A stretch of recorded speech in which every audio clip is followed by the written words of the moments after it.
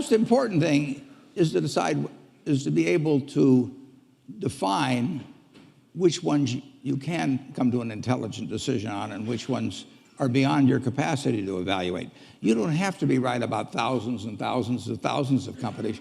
You only have to be right about a couple. I met Bill Gates on July 5th, 1991. We were out in Seattle, and Bill said, "You've got to have a computer." And I said, "Why?" And he said, "Well," he said, "you can do your income tax on it." I said, "I don't have any income. Berkshire doesn't pay a dividend."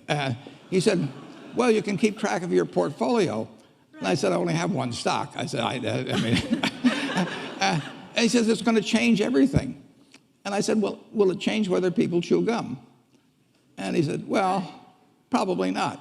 And I said, "Well, will it change what kind of gum they chew?" And not. And I said, "Well, then I'll stick to chewing gum and you stick to computers." I don't have to understand all kinds of business. There's all kinds of business I don't understand. But there's thousands of opportunities there. I did understand the Bank of America, and I'll be able. I'm able to do that. I'm able to understand some given percentage. But Ted Williams wrote a book called The Science of Hitting, and in The Science of Hitting, he's got a diagram, shows him at the plate, and he's got the strike zone divided into 77 squares, each the size of a baseball. And he says, if I only swing at pitches in my sweet zone, which he shows there, and he has what his batting average would be, which is 400. If he had to swing at low outside pitches, but still in the strike zone, his average would be 230. He said the most important thing in hitting is waiting for the right pitch.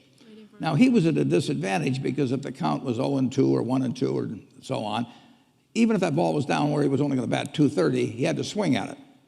In investing, there's no called strikes. People can throw Microsoft at me and you name it, any stock, General Motors, and I don't have to swing. And nobody's going to call me out on called strikes. I only get a strike called if I swing at a pitch and miss.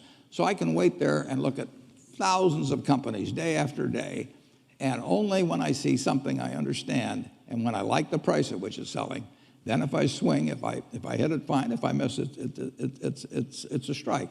But it's an enormously advantageous game.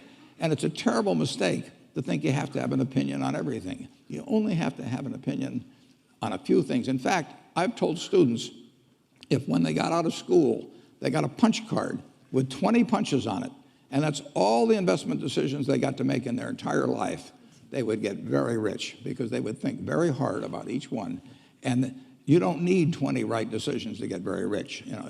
4 or 5 will probably do it over time. So I don't worry too much about the things I don't understand. If you understand some of these businesses that are coming along and can spot things on, if you can spot on Amazon, for example, I mean, it's a tremendous accomplishment what Jeff Bezos has done. And I tip my hat to him. He's a wonderful businessman. He's a good guy, too. But could I have anticipated that he would be the success and 10 others wouldn't be? I'm not good enough to do that. But fortunately, I don't have to. I don't have to form an opinion on Amazon. And I did form an opinion on the Bank of America, and I formed an opinion on Coca-Cola. I mean, Coca-Cola's been around since 1886. There's 1.8 billion 8-ounce servings of Coca-Cola products sold every day. Now, if you take 1 penny and get 1 penny extra, that's $18 million a day.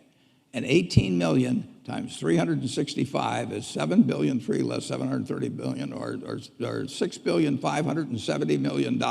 So annually, $6,570 million from 1 penny. Do you think Coca-Cola is worth a penny more than Joe's Cola? I think so. So, and I've got about 127 years of history that would indicate it. So those are the kind of decisions I like to make. And you may have an entirely different field of expertise than I would have, and probably much more up to date in terms of the kind of businesses that we're seeing evolve. And you can get very rich if you just understand a few of them and understand their future. But